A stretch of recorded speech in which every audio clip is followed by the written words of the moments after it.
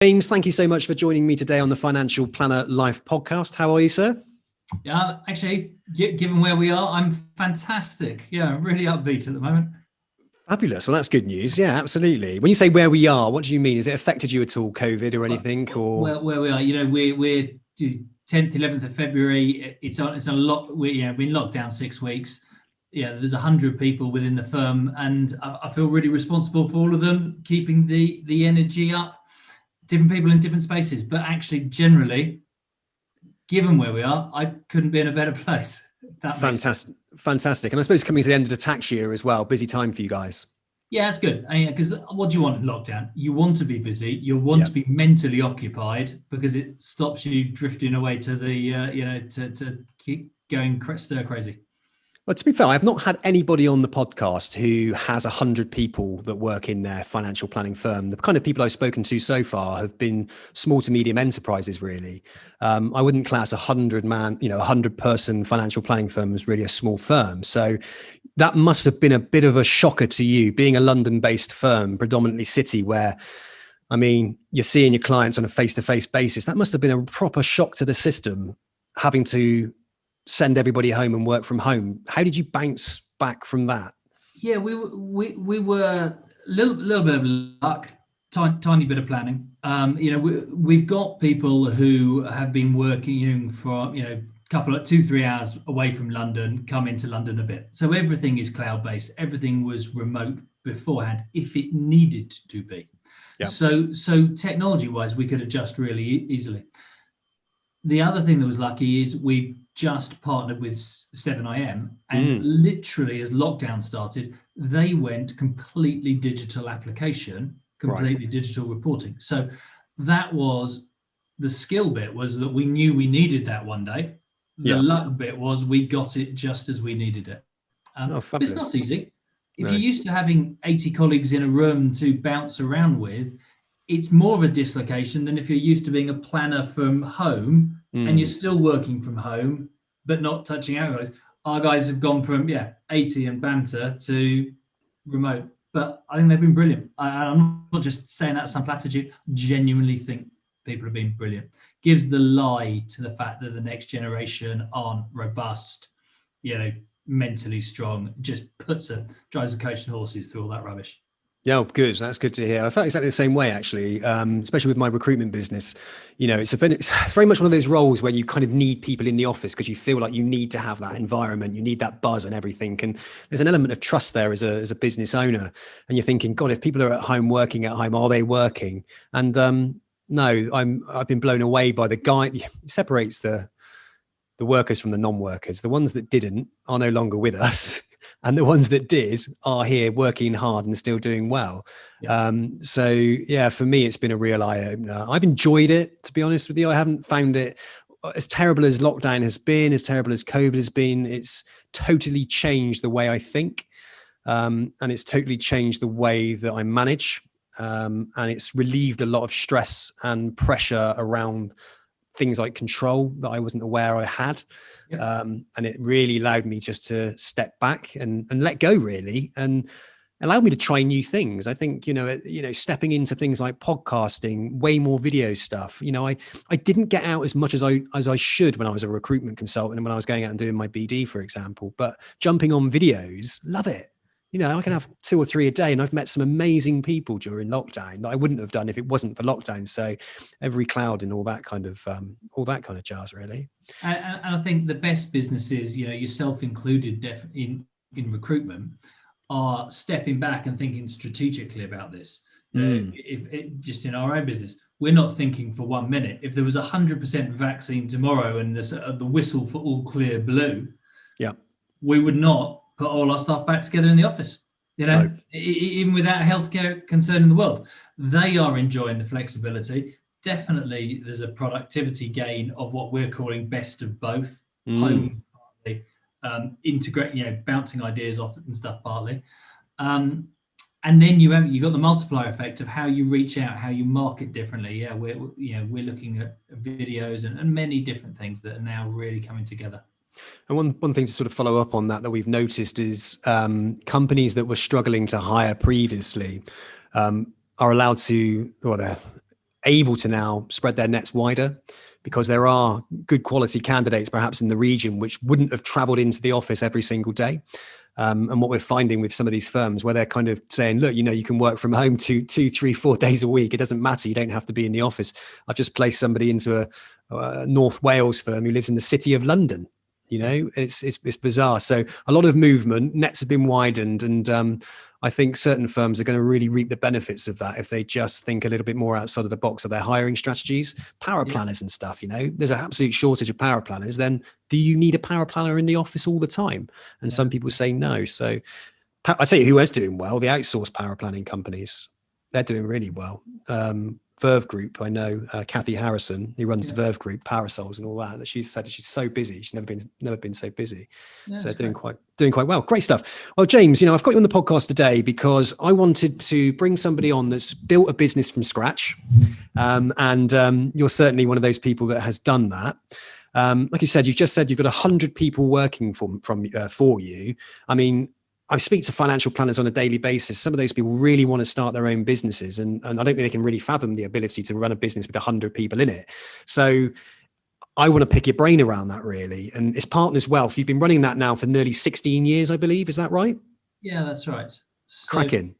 Could you just give us an overview of how you set, how Partners Wealth came about? Why you decided to set up Partners Wealth? Yeah, absolutely. I will do. But let me just preface that with two things. Okay. 3 things, right? One is, I don't have 100 people working for me. Definitely the mindset is 100 people working with me. Okay. Because it's a partnership. And secondly, we definitely didn't set out to have a 100-person firm. And it wasn't just me. The story was there were 4 of us. We worked for a small independent sort of financial advisor boutique that actually got bought by UBS in 2004 when they were marching to take over the world. Right. The 4 of us just looked at each other. We'd been ex-Equitable Life, ex-Coots, and we just went, no, let's go and do our own thing with 2 principles in mind. And the first was we wanted to be free to represent our clients. We didn't want to sell the products of a bank on behalf of the bank. That's not client-centric. And the second was we actually wanted to be free from micromanagement. So those 2 traits run through the business from 2004 to today. Mm-hmm. And they're really, really important. And we added a third. We were just lucky. The right way to set up at the time was a partnership. And then it became very clear to us just before RDR that we wanted to set the business up as a formal partnership so that people who were experienced, they knew what they were doing, they could join PWM and grow into partnership with the business. Okay. And that's absolutely fundamental because it gives you a different mindset. So when something like a COVID happens, or you are all in it together, perhaps there's some limited companies with really good employee culture. It doesn't have to be that, but there is something about partnership that there is a culture that you do all care together. Advisors stand on their own feet, obviously, but that helps, I think. And I think it helps with the clients as well. Clients understand partnership is different to limited company and being looked after by an employee of a limited company. So that's really helped us. I don't know if it's useful if I give you sort of a couple of the steps on the journey as well. Yeah, that would be really useful. I want to come back to that partnership thing as well at some point because it sort of has got my mind thinking away, and I'm always keen to learn a little bit more when someone brings something up and my mind starts ticking. So we'll come back to that in a bit. But yeah, please do sort of tell me about some of the steps you went through to get this off the ground. So when a business founds, the first question is it going to be successful? And you've got to have the successful initial drivers. But after you've got that, it's how do you build in your momentum? And we quickly did it by just attracting further like-minded individuals. And that all happened very ad hoc. And I think this is something that business owners then have to do quite quickly once they've had their first flash of success. You have to understand you're going to hit a ceiling of complexity. What worked for you when you're small won't work as you're big, and you've got to get rhythms and processes set down. And we were very lucky. RDR paper got published, end of commission, start of fees. And we looked at it and thought, well, that's what we do for clients anyway. So we were able to build a process to say, let's get written down our process. We had some fabulous input. That would be my first top tip. Get input from an industry consultant. Ours was Dan Sullivan from Strategic Coach and Brett Davidson from FP Advance. Yeah, they're different programs. Brett's more industry specific, gold dust for PWM. But what it meant was we got down, everybody recognizes this now, your process. But we had ours just before everybody else, before RDR, by about 6 months. And all that meant was around RDR, when there was all that dislocation in the industry, we looked like a good home to come to. So we suddenly had this step change in size. And that then gives you the next level and then the next level. And then the next tier for us was trying to find a way to crack what I call the independence conundrum. Independence has got to be the best thing for the client. But independence is about being free to invest as you need to for that client to look after their needs. But good business management is about systems and processes and custody. So our industry's got this implicit conflict between using lots of platforms and lots of product and order. And you can't truly be great for clients in a technology age if you're trying to use different clients for different bits of technology. And that's where we got very lucky, and we've deepened this now with our relationship with 7IM. We can use absolutely any investment manager. Came up with this brilliant ARC-based independent investment process, but a unified custody methodology, or an ability to, some advisors still like to go out to the discretionary managers.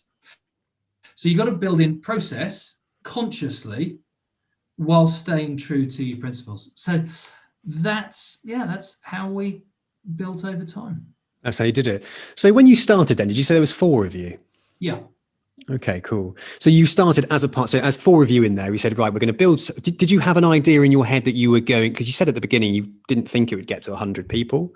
So you didn't have a plan in your head that you were going to get to 100 people. You just found 3 other like-minded people who wanted to deliver a higher level of financial planning, fee-based pre-RDR, and to do it the right way. You'd obviously moved from some of the private banks. So I assume you'd already been working within a level of client, high net worth client, perhaps ultra high net worth client. So you were aware of the service perhaps that they were getting, but possibly more aware of the service that they weren't getting, or perhaps what there was lacking. So you decided, right, okay, let's all come together. Let's all set this business up and we'll do it as a partnership together. That's almost a kind of, I spoke to somebody today and he was like, the worst thing I ever did was have a partnership. There should be one manager and that's it. And that was his mentality. So I'm really intrigued around that partnership model and how you've managed to grow it so well, because to me, it feels like there's too many people making decisions within your business. Or have I got the wrong idea of how a partnership is set? So you are absolutely right. This industry is littered with not good businesses run by good people who ultimately clash with each other and fall out. And it's, classically you fall out over control, direction, or money. And it's often just because one person wants to move faster than the others. I was lucky enough, the principal 4 partners, in the business from an early stage were sort of David Stoll, ex-Scott, Equitable Life, Scott Goodman Harris and UBS. Tim Davies, similar, and John Sutton. And we're very different people. And we understand that. And actually, there's just a little bit of tolerance, all having the same basic desires to grow something good. Those founding principles of it's about the clients, it's about the clients, it's about the clients. That is really important. So if you've got that founding principle and a desire to grow, then you can reach accommodation. We actually then did some psychological profiling that or cognitive profiling that I would urge to anyone. It's called Kolbe. Kolbe, yeah. It looks at your aptitude for detail, process, or speed at which you like to change. And some of the other partners are very slow change, and I like to drive change. So understanding that it's not that I'm an arse who wants to drive too quickly and drive the bus over a cliff, and I understand that they're not deliberately being an anchor. When you've got that profiled numerically, you speak to each other in a different language.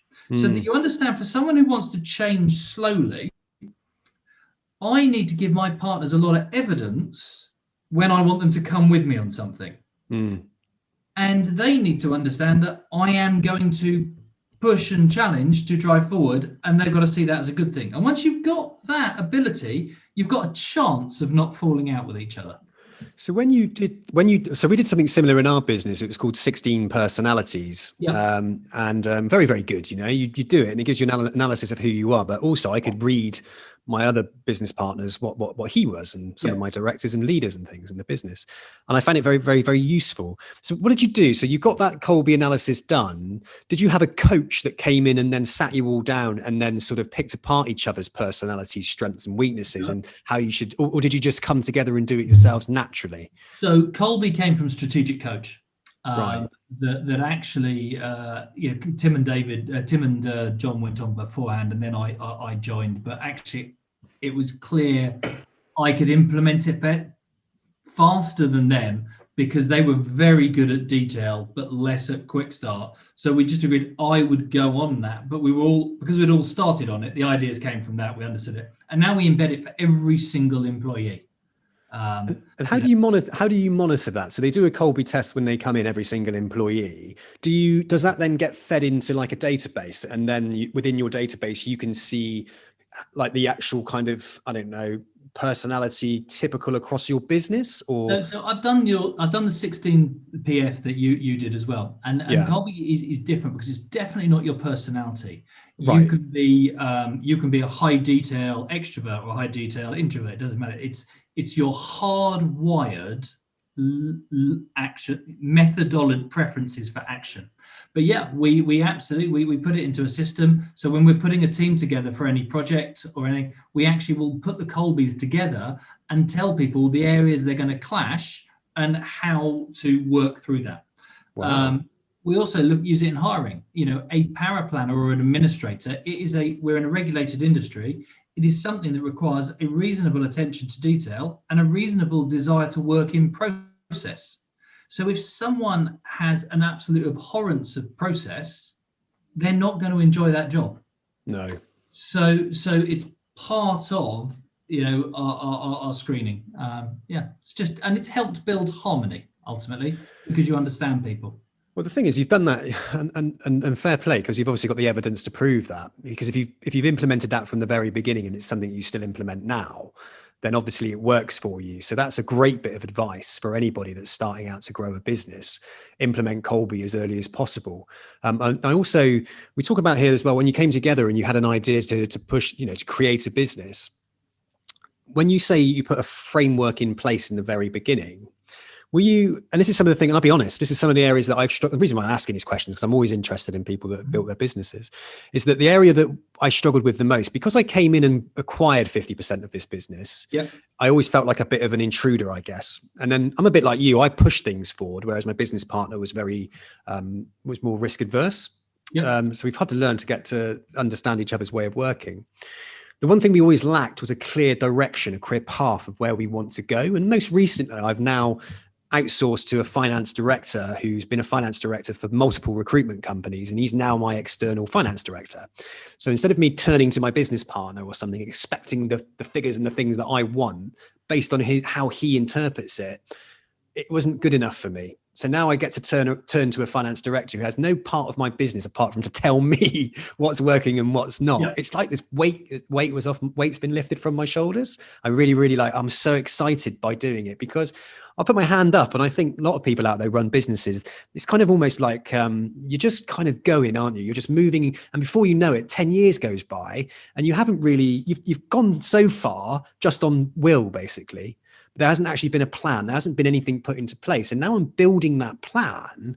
I'm really excited about it. But did you say you built that plan from the get-go before you even?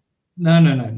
Okay. No, not. We certainly didn't. The business was founded just amongst 4 people who wanted to be out, not taken over by UBS. There's nothing wrong with UBS. We still work with them, but it just wasn't for us. So there was no plan other than survive. Right. The Okay. Same. other Yeah. Okay. piece was that the four people in the business, I speak from a personal point of view. I was lucky enough to be in business with three brilliant people Yeah. who had enough tolerance between the four of us to accommodate each other and similar ambition. So although we couldn't have articulated our vision, you do see a lot of IFA practices where they fall out because one's not pulling their weight. Yeah. You could never have said that about any of the founders of Partners Wealth Management. If you look at BlackRock, biggest investment manager in the world now, trillions, they were founded by 6 partners. Now, as it happens, all 6 of them today, multi-billionaires, or billionaires at least that they all are, one of them went off and headed personnel and HR.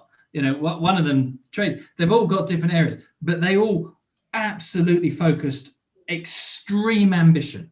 So I wouldn't say we were extremely ambitious, but we were growing. And then the idea came, a lot of it from Strategic Coach, that taught me how to set goals, think about your vision. And I still remember this day, just around RDR, I came back. I think we had 340 million of assets under management by 2012. So it began 8 years, and that's good. Mm. But I did this presentation off Strategic Coach. I said, guys, we're going to have 1 billion by 2018.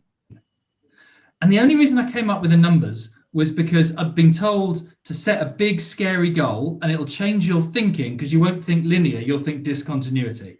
And I stood up and I presented that and I came up with some numbers as to how we get there and what we need to do and change. And I saw them all looking at me like, he's crazy. And I didn't believe it. Mm. But we came to this conclusion that actually we were going to try. And we weren't going to be afraid to make the big changes. So that would be my next thing. Don't be afraid in business to set yourself a really big goal because it will change your thinking. And our thinking became, we're going to emancipate some of the advisors in the business so they become partners in the business. Everyone's got a stake in the game. We're going to actively now get a brand, get people going out there, etc., so people can be attracted in. And it just changed our mindset. And you become more professional because when there's other people coming into your business, other advisors, the worst thing that you ever hear when you interview someone is, oh, they promised me this, this, and this, and they didn't deliver it. Mm. So we got really clear on what we would do for people and what we couldn't do.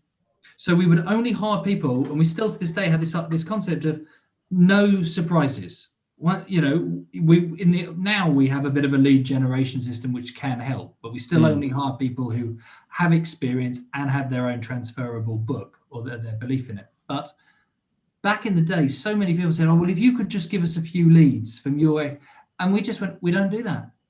And it would have been so easy to be, oh, we'll scramble up something for you and give them disappointment. It's a sign of desperation also saying that you can provide something to someone just to get them into your business on the hope that they join you.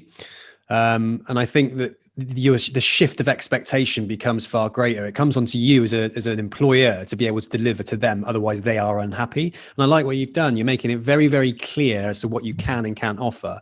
And it sounds to me what you're doing is you're building a proposition that revolves around the client, so the client has the most amazing experience possible, which means the advisor feels comfortable and happy that if they're going out and talking to their clients, that they're going to be able to bring them in and keep them happy and keep them there. So your emphasis is more on supporting the financial planner as opposed to feeding the financial planner. Did you say that's right? Yeah, absolutely. I mean, there's always this conflict. Who are actually my clients? Obviously, there's an end client, but I still like us to have the mentality. Our partners are the business's clients. And Does not mean we're a network where I think very actively the network sells to the advisors and the advisors of the clients. That's not in this case. People are partners. They're within the business. But actually, what the duty of Partners Wealth is to give each advisor, and it's actually this is actually the number one thing of our purpose. We want to have the best proposition in the UK for clients and advisors. So when an advisor goes out there with everything, it doesn't matter whether it's a cash flow tool or a tax optimization strategy or the genuinely independent research proposition, There's a private office, so they can pull in deposits and wills and everything around that, or just the reporting, which is stunning and ordinary. That whole linear journey, it's got to be the best. And that's what we're striving to do. And then you give advisors who are good a platform to succeed. So a lot of the people who join us, they come out of the nationals, they come out from employed IFA or employed in a bank or a private banker. And they need that platform because they've got a fight on their hands to say after covenants to those clients, I've joined something better. Yep. And this is all the things I can do for you. And so that's why we have a lot of success with people who are ready to make that jump to a bit more self-determination, but can't do it from their own bedroom because they know they've got a proposition to sell against for their clients. So it's got to look good. And that's not happened by accident. That's happened with a lot of conscious thought. Yeah. Okay. So you need those advisors that are buying into what level of, so the financial planners, that are buying into the level of support that they're getting. Not only buying into it, they need it because their clients need that level of service. So it has to be the best service for their clients because their clients are used to that high level of service. You've come from a private bank, you've come from Coutts, and I've worked with quite a few candidates in the past. I've never worked with any of the private banks hiring in, but I've certainly taken a few people out, and I know how valuable their relationships are when they're in those positions. It's not like you're moving a financial advisor from a network who's got 10 million under management and the average investable assets is 70,000 and he might have a couple of biggies in there or whatever. You're talking to people who have got like nearly 100 million, sometimes way more than that potentially could follow them after restricted covenants. Now they do need that higher level of service, and that's exactly what it sounds like that you're offering. But also as well, they don't fit into the traditional networks anyway. So if they've got a burning ambition, let's say, to be a bit entrepreneurial, that's probably why they're looking to move on from the banks. There's only so far you can go in the bank. It's like a hierarchy, isn't it? So you're at the beck and call of what the pay structure is. So what you've done is you've created a hybrid, haven't you, between allowing the person to be in control of what they can earn, but at the same time having like the feeling or the security, if you like, that you've got a proposition wrapped around you. This is looking after your clients and looking after you. So there's a value add completely for everybody that's involved. Yeah. That's exactly what we consciously, in this case, set out to create. And I can understand why, I can understand why you wouldn't have 1,000,001 advisors knocking on your door. Or if you did have 1,000,001 advisors, why they'd be cap in hand saying, what are you going to give me? But it's just not that proposition. Your aim is to really you're sieving for gold, aren't you? Throughout that year, you might get 5 to 10, or, if you're lucky, really, really good quality financial planners that have got an entrepreneurial itch. They know that they can bring some clients with them. They'd love to be part of a bigger picture, but more boutique offering. And I think also as well, it's quite sexy, isn't it? That kind of boutique-y feel for a client. I know it's probably a word you might not use within financial planning, but it feels quite, the word boutique and the offering feels quite special. A private bank feels to me, and maybe I'm wrong, but you correct me, feels a bit stuffy. I'm at Coutts, I've got the pen, I've got the cash card, I've got the credit card, so is my mates around the corner. But what are Coutts actually offering outside of banking that you guys are obviously enhancing for them? And that's just it. At the end of the day, money is personal. It's everybody's personal money.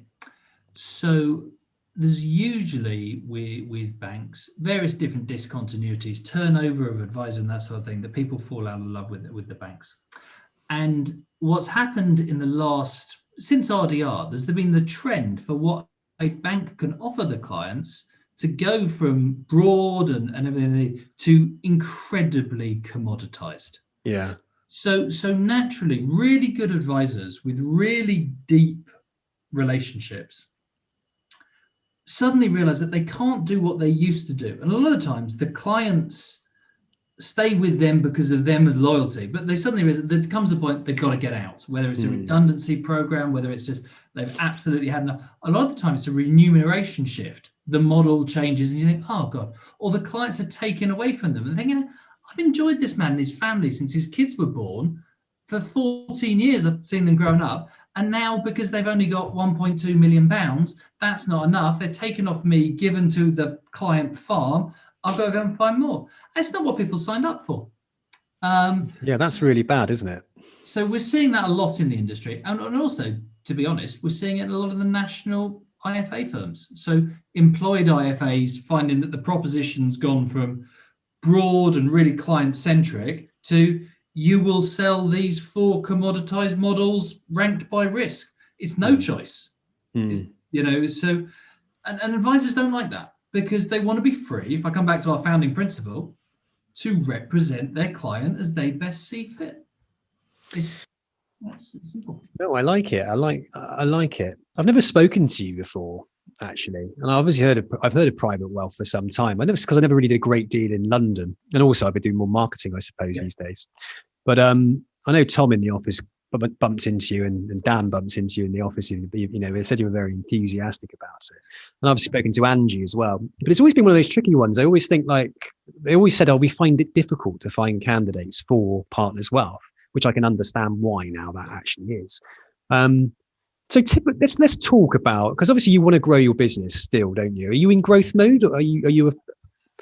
How are you getting on against the 1 billion under management for a start? Well, yeah. Thank you. That's a lovely half volley. We're 2.5 billion now, 2021. So that's amazing. That's just it. When you change your mindset and your methodology, I think we got there by 2016, 2017, and it's just continued from then. So wow. It's been good, and that is why, to go back to your point, we reject a lot of people who come because we're the right person, and if a lot of people reject us. A lot of IFAs in firms that are struggling, but they're paid a very high percentage of their book. Our average client size is over 1 million. So I know that our partners earn way more than the IFA average, way more. But until people can get their head around the idea that what we're going to help them do is take their book size up, just because of the branding, the position, the clients, the centers of influence, and how we help them work. I mean, the office is literally opposite Goldman Sachs. If you turn left out of our entrance on the road, you walk into Goldman Sachs, and right, you walk into us, and next to us is Deloitte.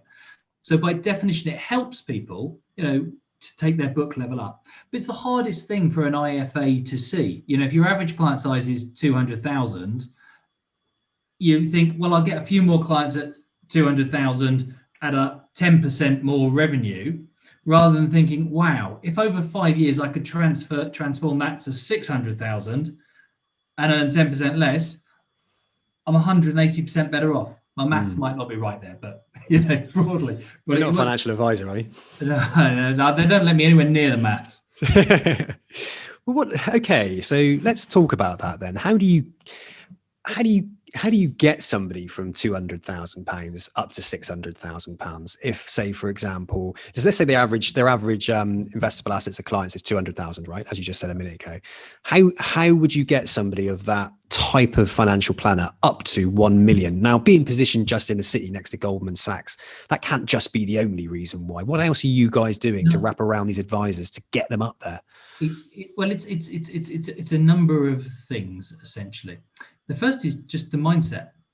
So you start to approach your best clients, and we just get people to take them out, network, because you want the referrals in the highest space the entire time. Then we teach people the confidence, the tricks, how to articulate and present yourself at that higher level. Because someone who's capable of saving over their lifetime £1 million, £2 million of wealth has an expectation of the man or woman that they are going to work alongside being able to be of that way. So it's shifting that mindset. Thirdly, you give people a proposition that isn't just, I've got some funds on, Aegon co-funds or whatever it is, and I'll pick this for you. It's the full planning package, and you teach people how to deliver that package so that it attracts people at the higher end. Then we help people open doors into centers of influence so that they're getting relationships with the private client lawyers, the private client accountants. And perhaps this is where size starts to have its advantage. because we've got an entertainment suite on the top floor of our building. So you bring people into that, and your average accountant, instead of thinking of you as some small IFA, knows that when they refer their client into that, they're going to have a wonderful experience. So it's not something you can't just decide in January and have transformed your client base by December. But if you're in your 30s and you're thinking, how am I going to run 50, 100 million by my mid 40s? This is the pathway to do it. So we've had some advisors who've been very successful like that and built themselves up. And then that's about a third of the people who've joined us. And then 2/3 have come from, as I say, the bank or the national with their book over time, and then built from them, just surprised themselves at how many clients have followed. There was something that you said then that takes me back to when I used to work for Aviva, and we did a lot of work around the customer experience. Yep. You said the client experience. I mean, how important is the client experience when it comes to financial planning? It's everything. It's absolutely everything. I think we spend a lot of time as planners, or you see a lot of conferences from life companies talking about really clever angles where someone sold out his bond then with his marginal income. And that is amazing planning. But it only happens once in a life to a certain number of clients. The experience happens to every client.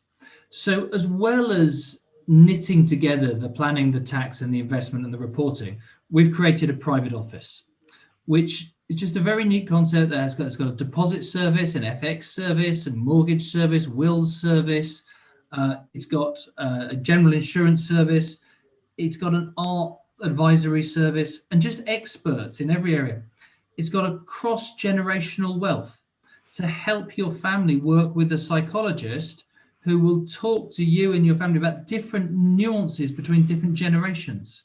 That experience, that's what helps people in a higher net worth. If an advisor's here and they're talking to a client here, when they can talk to a client about something like that, it's suddenly aspirational for the client. That's what I mean by the client experience and giving advisors a proposition that makes clients go, wow.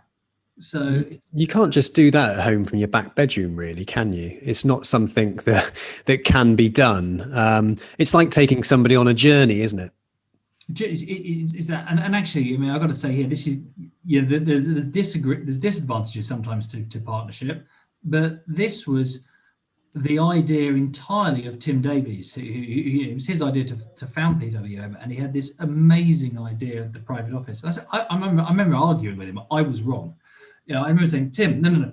We're planners. We put stuff on platform. We do the funds. We do a bit of planning. We're great. We got hundreds of clients like this. He said, no, James. We need this to go here, and that's what's helped us grow over the years. So that's the advantage of vision, because you then get different perspectives, different ideas, and Tim is very responsible for dragging the quality of the proposition up from low hundreds of thousands now to, although our average is above $1 million, our average win is now nearly 2 million.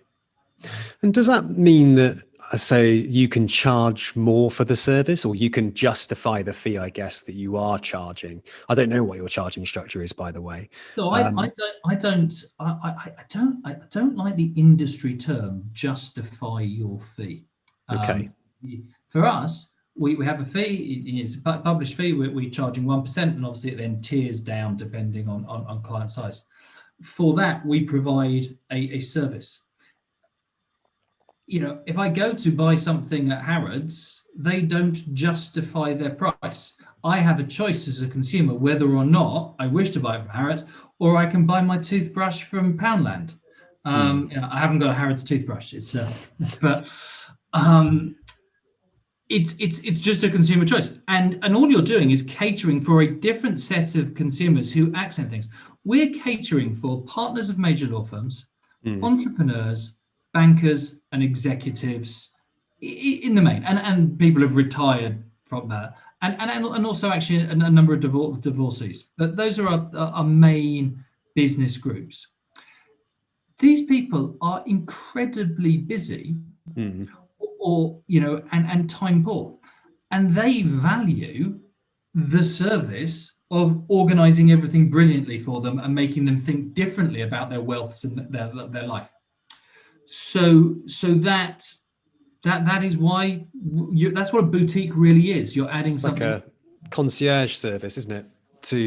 For concierge service for financial planning. It's not just like walk into a bank, sit down, and someone sticks a couple of applications in front of you and you fill it out and off you pop. No. It's a full experience. And I guess as well, from a client doing that from start to finish, when they come out the other side and they're like, wow, that was a lovely experience, the first thing they're going to do is tell all their friends, aren't they? Anybody else that they know about the experience. And do you find that happens? Do you, as a company, collectively generate more referrals from clients because of that concierge service? We until really 18 months ago, we never really had any particular direct client acquisition strategy.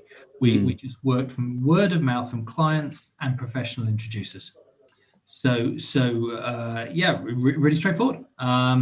That's how it, and clients absolutely actively refer. It is by far and away how our business was built. Fabulous. Yeah, we ask and we try to then host events so that they will meet and mingle and get to know each other. That's part and parcel of how you grow a great business. It has to be done.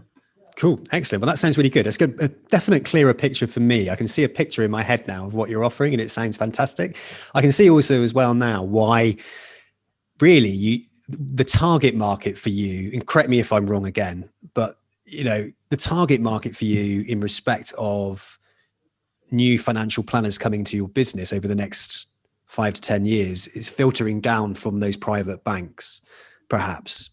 Would that be right? And I think nationals and employed advisors trapped in medium-sized firms. The name doesn't matter, but we're just bringing in a couple of people from relatively small firms who just they've been promised equity, they've been promised, they just no.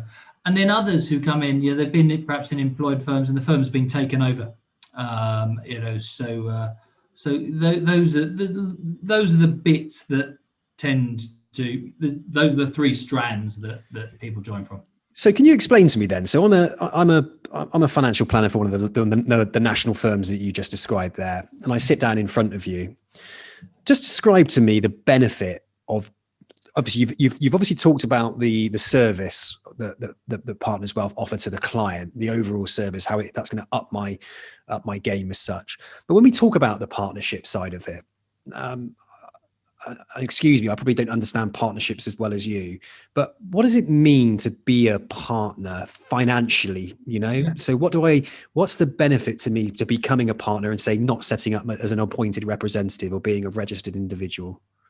Yeah, I think there's three different benefits. The first is straightforward. As a partner, you earn a percentage of your own revenue, and you earn a profit share on top of that as well. And you're building a capital value for yourself toward a defined goal or a retirement goal. If you set up by yourself, that capital value can and will be greater, but obviously what you're doing is you're bringing in far more risk. So what the partnership is giving is the infrastructure, the proposition, and the brand that will mean your book will take one look at what you've stepped out of and gone, oh my God, look at that. Sam's joined there. Sam can do so much more for me. So you will preserve a tremendous amount of your book. And then, sorry, Sam, secondly, all of the different groups do this well or worse. But all of the noise of setting up the infrastructure, the hassle, the hiring your own people, that is all removed. It's there, brilliant system, very clear support ratios, named dedicated support. One of the things that drives people irate, and I hear it in interviews time again, is, oh, my support were a pool of people. It went into the pool. I haven't had the report back for 4 weeks. It's lunacy. Private, our clients, they need to know if they can't get hold of James, they're going to get hold of James number 2, James number 3. So that and who their name is and where they get it. That's huge. So that helps the bill. Yeah. One of the things that, and you're so right to say that, because I've worked with some of the national networks, and they'll say, "Oh, we offer power planning and administration services," for example, as part of their offering. And now, I'm not going to name anybody, but recently I spoke to a financial planner, and she was promised this, and it was like weeks and weeks and weeks for any power planning to do. It turns out they had 2 power planners for nearly 250 advisors. And it's very hard. An advisor will turn around there and say, "Oh, I can get X percentage." And it's very hard because the advisor is just looking at that. But actually, it's if you want to stay at the level you're at and you're a small-time advisor, I would take the highest percentage. You want to work from home. If you've got aspirations to be earning and having a broader developed career and working with creme de la creme clients, then you need to do something different. And so that's not to decry the network. It works. It's just, if you also want to go toe to toe and look after clients of a net worth of 1 to 10 million pounds, you need a proposition that's going to go toe to toe with private banks, etc., to win those clients. So different businesses. Because you're all partners as well, you're all in control of what you personally can earn based on the percentage as a partner that you're allowed to take of the fee, I assume, or your turnover of business. Is Absolutely. that right? Yeah. So if I did a rough calculation in my head and I knew I wanted to earn 150,000, I'd know what I'd need to write to earn 150,000 pounds from that income. But as you said there as well, becoming a partner of the business means that you're working towards a potential cash payout in the future, a certain event, perhaps a sale of the business. Is that right? Am I part of that also or not? Yeah, no, absolutely. So, Okay. so that's exactly it. It's very clearly defined that you're building a defined capital value. So when you say it's very clearly defined, that capital value, in what way is it clearly defined? So if I was to join you, I knew I could do 400 grand's worth of business, let's say. Not to put you on the spot here, James, but hopefully you might be able to answer this. I could do £400,000 worth of business. I've got I'm thinking to myself, this place is fantastic. They're going to look after my clients. I know, I'm comfortable that based on the split, I'm getting what I need to do on that side. I can live my life the way I want to live it. But I want to know also what I'm going to get at the end. Yeah. So do I have it? But let's say I'm 50 years old, let's say maybe 45. And let's say I want to work. I've got an idea in my head. I want to work for 15 years or 10 years or whatever. Does that mean that I get a cash buyout based upon what I've personally got under management at a date that I choose to exit? Or is it based on the date that you choose to sell the business? Or how does that work? Question. Cutting straight to the nub of it. So let's take you with 400,000. Recurring income. People get 100% of their recurring income as their capital value, and you can take that in one of two ways. If it's your own retirement, then and you're retiring out of the industry, then we pay that out as an income, annuitized income over 5 years. So rather than starting your pension, you're on 80,000 a year in that example for 5 years. Alternatively, we've got our backers. They're a corporate partner alongside the other partners in the business in 7IM. And when they exit, then everybody's capital value at that moment is then crystallized. So there's two different timings. So their owners are very long-term, well-known published investment trust called Caledonia. So they have a very long-term horizon. The family has been around and building a business now for 5 generations. The Caledonia Investment Trust has been going since the 1960s. So very long-term timescales, but it's in the advisor's control, but there is also a business point. So okay, that's how it's done. And I suppose then the other element of what you suggested there was that they get is not suggested, sorry, said they get is the profit share. So there's a profit share on a yearly basis, or how does that work? Again, the profit share is just an element of above what your normal advisor percentage is. When you're a partner, you just get a percentage higher, 10% of your own revenue, as you're doing more. So 10% of your own revenue if you're doing more. Okay, so it's not a profit share of the business as a whole then. No, it's based on the individual, and that's one of the things individually that incidentally that really avoids conflict within the business. We hear so many stories of people coming out of banks where bonuses are personality led, they're discretionary, you get no clarity on what's going on. And because everybody who comes into PWM is successful, we haven't brought in anyone in 16 years who has failed. And that's something phenomenal that we're so delighted by, and we really work to preserve by getting the right people. And if anyone ever has a tough time, there was one guy who joined from an accountancy firm, and they put a really good person onto his clients, and they kept a lot of them. So we really rolled our sleeves up to help him succeed. And that means so much to us. But because everybody is intrinsically successful, it's a really collaborative environment. There's no sort of jealousy in and around clients or ideas. It just works really well.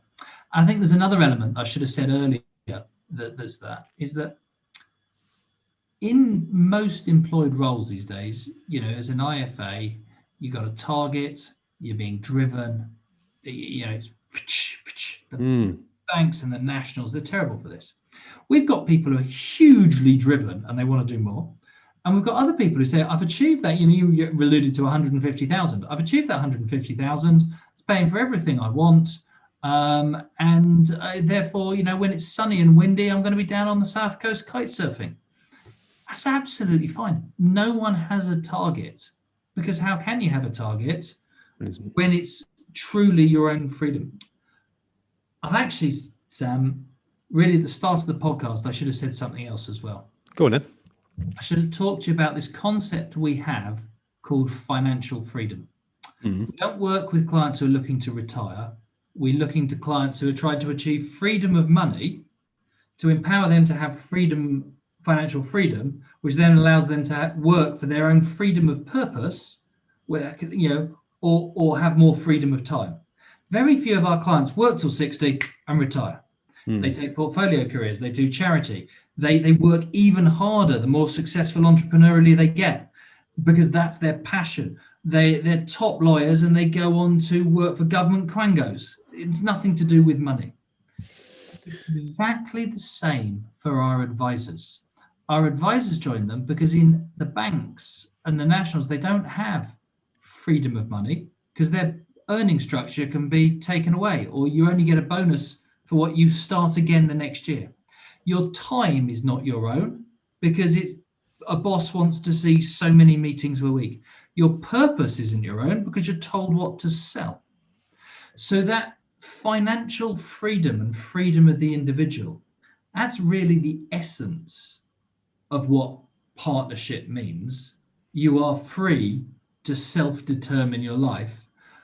And normally you can get that from a network, but you don't get the brand that can leverage you with the types of clients. So that's you don't get the support, that's for sure. You don't get the, you guys are obviously heavily invested in building the support and the experience for the clients, the introducers, you got the private banks, the private office side. You don't get that with any of those nationals.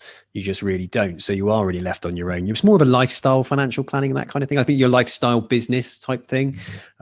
Whereas yours, I can see that in building intrinsic value for your future. Each year on year, you're building something more. You guys, they're reinvesting in you. You guys are investing in the business to make it a far greater, better experience each year.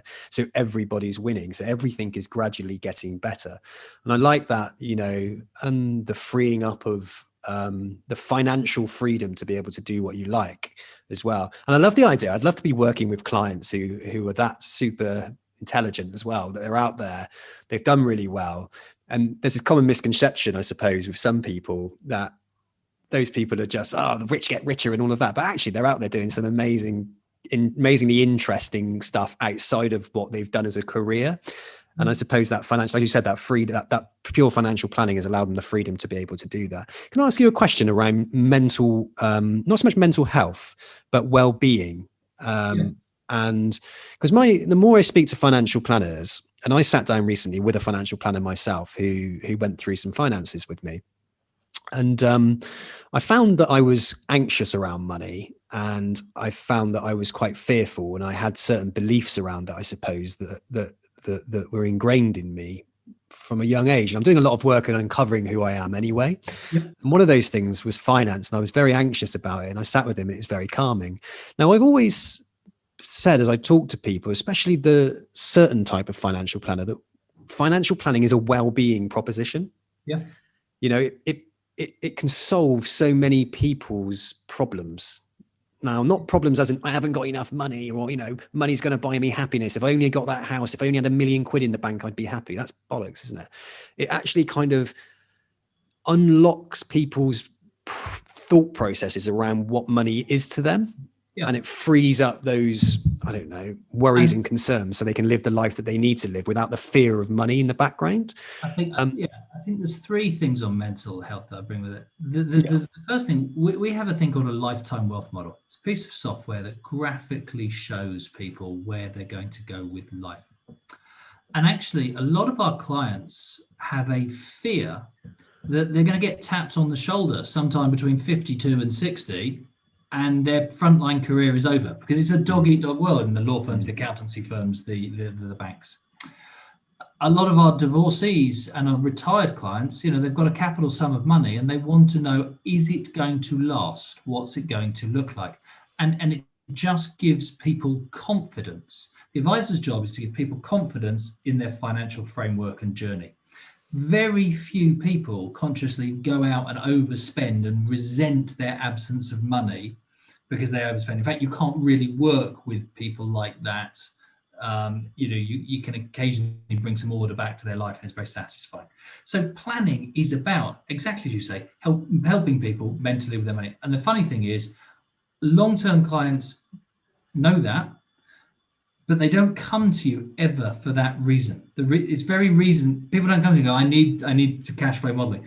So they come for another stimulus, go through that, and they're like road to Damascus converts. It's fantastic. So that's point 1 with it. Point 2 is actually ours is a tricky industry for mental health as well. You seeing it in lockdown that, you know, if you work from home and you are isolated because you are in a network or this, that, or the other, or you've got targets from an organization that's pushing you hard on targets, it's not an easy thing to do, especially when you add in a lot of the time, rejection is implicit in what we do, particularly if you're trying to grow and you're putting yourself out there, asking for new people, trying to prospect new people. You're going to get rejected no matter how well you're good, partly because people will be happy with what they got, or they're just not in a zone to sort out their finances. So you see a lot of advisors going up, down the whole time. And just this last year, one of the things that I've enjoyed is just how our people, you know, call each other a lot.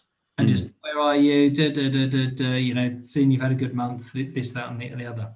So it's just, you know, I think that helps, being part of something bigger. So you've got colleagues, but not having targets. Yeah. That works.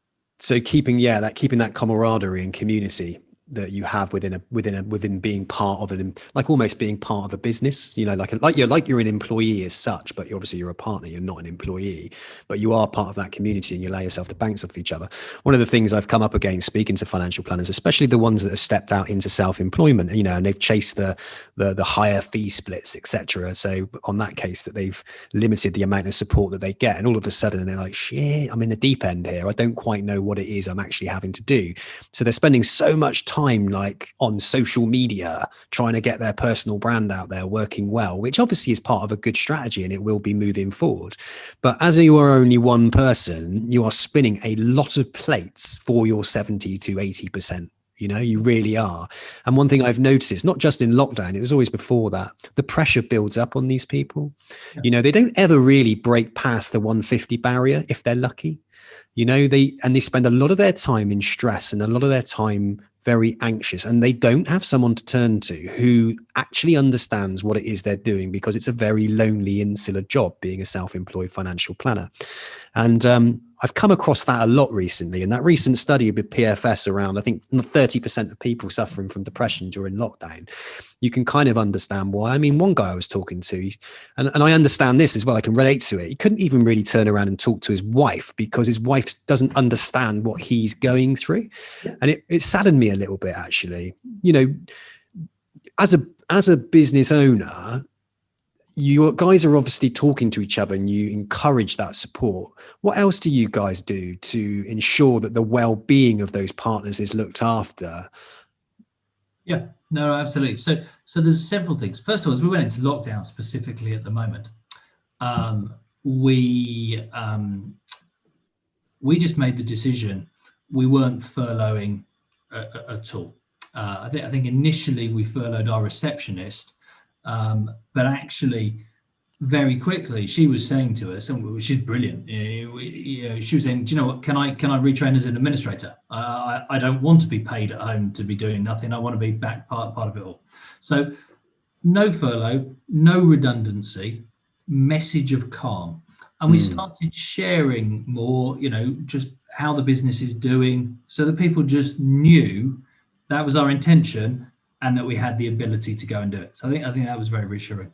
Then we've worked with now Vitality, who do our healthcare and their mental health programs. So we've had some employees who've chosen just to go. They can work with that anonymously.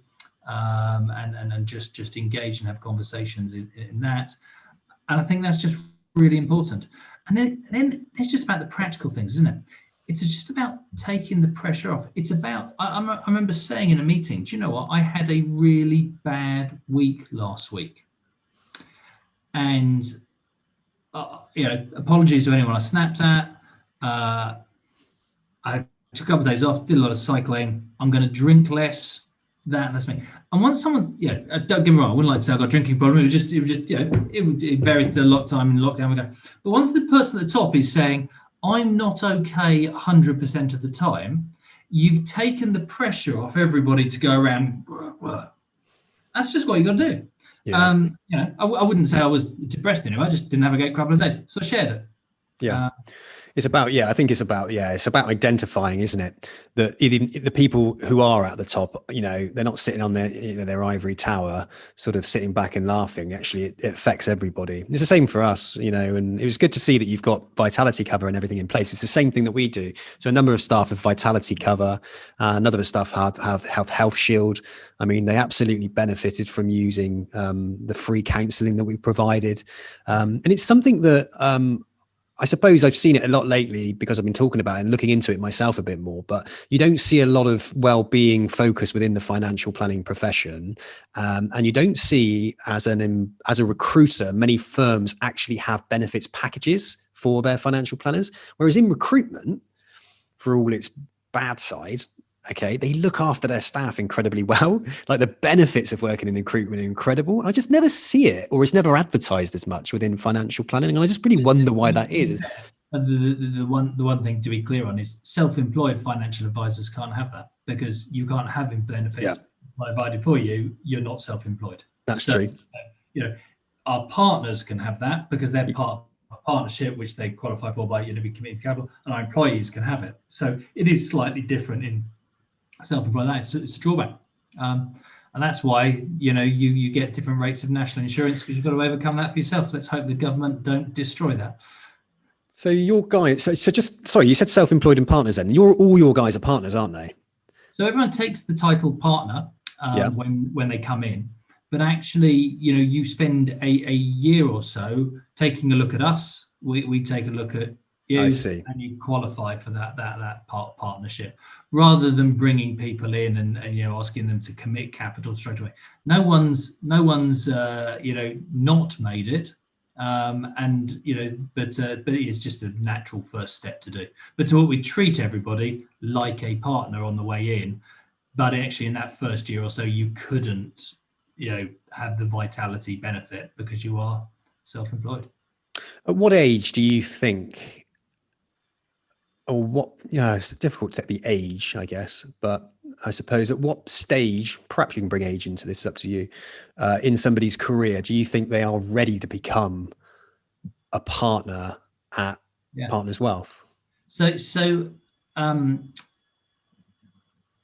don't think there is an age, but there is a reality that what you have to do is you have to know who you are as an individual, who the clients you look after and are bonded and your methodology to those clients. And if you don't have the client base that you've spent the time with, that you know that these people bond into you, then you're not going to have the client base to come and build through with Partners Wealth. So I think the youngest chap was a chap called Nathan Pryor. He graduated with a first class degree, did 10 years at Merrill Lynch, that then became Julius Baer. And that discontinuity of Julius Baer just wasn't good for him and his clients. And he stepped out at, I forget, it was 30, 31, 32. So because of a discontinuity. So you can do it quite young, but he's had a 10-year run with some of the people, and even then, he's phenomenally successful now, very driven man. But even he probably lifted the lowest percentage of his clients of anyone who's joined us, because it was tougher. It didn't stall his growth. He found other great things to do, but. Some of the things you've been saying there as well, and this is something that comes up quite often around the employed route to self-employed. So employed to self-employed. We're talking about attracting clients. We're talking about lifting clients. And obviously what comes up, and I'm experiencing this at the moment because someone's threatening to sue me around one of the guys who's joined me. Restricted covenants. Yep. How do you position that with a new partner? They're working for example, one of the top banks, they've been doing that for 15 years, got some amazing relationships. How do you position moving clients? Yeah. So the straightforward thing is we're really clear. People need to respect their covenants. That bank has invested N years in building up that individual and giving them a brand and an opportunity. They've got a right, not just a legal right, a moral right as well to protect their investment. But actually, most people before they move it, if they've got the depth of relationship with their clients, then they will have had conversations with their clients about their future and their careers. If you're saying to someone, I'm your trusted advisor over a 20, 30-year period, and you're not prepared to share with them your hopes and experience, your hopes and aspirations, then you really can't expect them to ever want to follow you. By the same token, we're very clear to people that you can't act against the interests of your employer while you're still an employee. So it never, it's like if you hear someone slagging something off, it's never an attractive thing on that person anyway. No. So we encourage people to be open and upfront with their clients about why they're moving on, and just say, I'm afraid I've got a period of covenants I've got to respect. And it's not then a barrier. If you've been good enough and you've told them that you're off and that you will resurface, they can then make a fair choice. And we just find if you've got the right proposition, enough people do.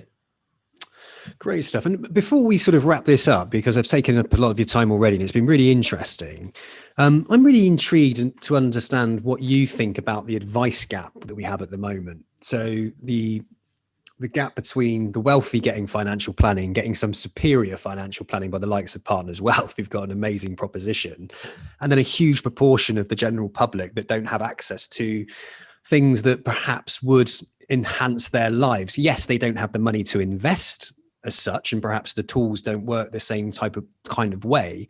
But I think the time, energy, the psychological profiling, all that kind of stuff that you do around money to make people feel comfortable. What do you think we can actually do to help support a load of people out there that just don't get access to financial advice as much as, say, the wealthy do? Yeah, there's a couple of implicit conundrums in our industry. The first is, actually, if you think of financial planning like a motor car is intrinsically an expensive piece of transport. Now, you can buy a cheaper car, but you've still got to insure it, run it, and have an MOT. It is a function of wealth that you have a motor car. Even in Britain today, it's a choice with your disposable wealth. Planning is like that. A motor car cannot be produced cheaply. Planning takes time cheaply. Yep.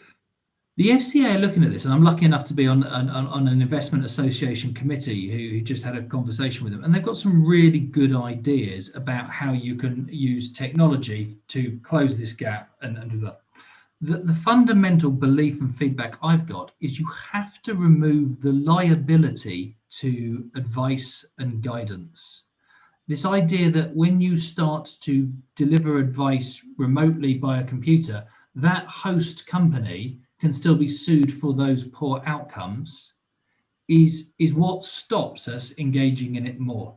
If I could go online, I could save an ISA like that, and if I did that, and a company could take me through all those steps, and they tell me, doing an ISA and saving some money for your future is a good thing.